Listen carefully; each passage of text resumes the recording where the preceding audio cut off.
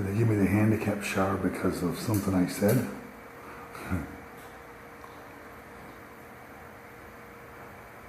I've taken a lot of showers in truck stops, but never given the VIP. There's no deadbolt on this.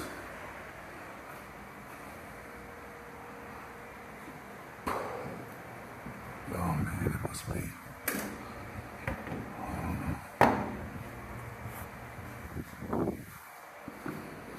Well, I did it to the app.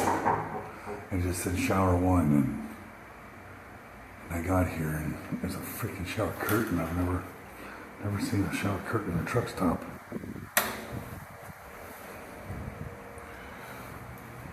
Oh no, there's a door. There's a lock on it, but there's not a deadbolt that turns. Okay, good.